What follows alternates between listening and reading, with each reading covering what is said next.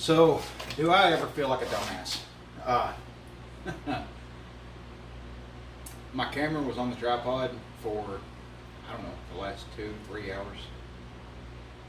Wasn't recording. I did a lot of work on the car and didn't get any of it. So, I'm going to show you what I did, and I'm sure you can figure out how I did it. But I will show you what I do next, even though that may be not quite as exciting. But here's where we're at.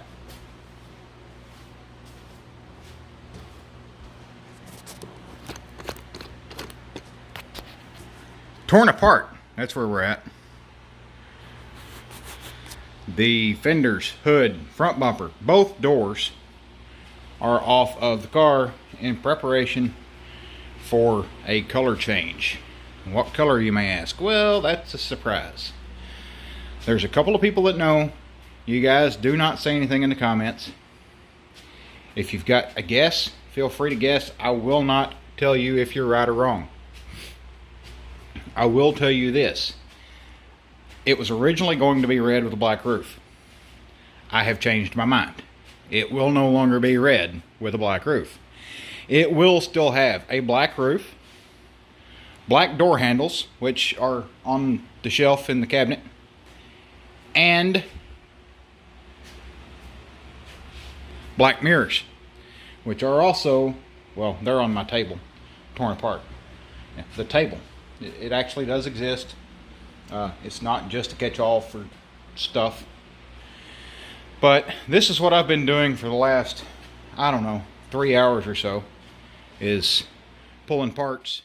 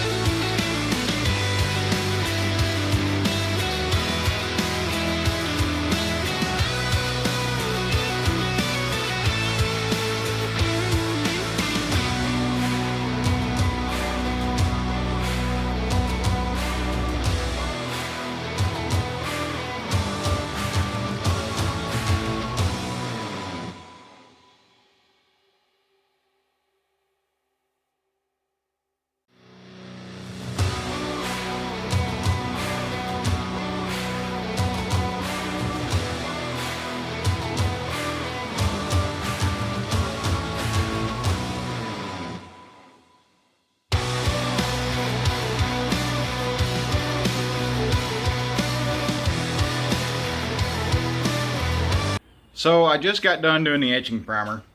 The primer itself, really good product. My spray gun is a Harbor Freight Spectrum. It's supposed to be one of the better ones. It's like 130 bucks. It is an utter piece of shit. Granted, I'm no pro, but I have used HVLP guns before. It should not take 40 psi to get a fine enough atomization for the paint to lay down. That's just ridiculous. Even with a 1.7 millimeter tip, that's ridiculous. So, because of the higher pressure, I didn't get a super fine finish, because at first I was trying to spray where the manufacturer said to spray, which is around 10 pounds. At 10 pounds, it was throwing out gobs and globs of paint, which won't work. The whole point of your spray gun is to atomize the paint. It was not atomized, it was marbleized. So you're not supposed to sand etching primer. I'm going to do a little research to see if it will really hurt it if you sand etching primer, because I do have some runs. I'm going to have to sand those out. But now I'm going to remask the car and get ready for the filler primer, which I'll probably have runs in it too, but that's fine. I can sand it down. So that's where we're at. I'm going to give you a shot around the car and let you see the progress. No more bare metal roof. It is now buried under some primer. All the bodywork over here and the bare metal is buried under the primer. As you can see, runs galore. But like I said, I think I can fix that. From what I can see, just with primer on it though, I am really, really happy with the way the bodywork turned out. It looks fantastic compared to what it used to. So if that's any indication of what it's going to look like after paint, I am very, very happy with it. Here's the other side where I got rid of the antenna. Also there, you really can't see, you know, where the bodywork used to be. Some more runs. It is what it is. It's a learning process, and I am certainly learning. I've been watching Paint Society's videos. Brian has taught me a lot, but there is just no replacement for practice. So that's what this car is going to be practice, and lots of it. And like he says, don't ever think it. It's just paint. So if it looks like hammered hell when I get done, I'll just sand it down and start again. Thanks for watching, guys.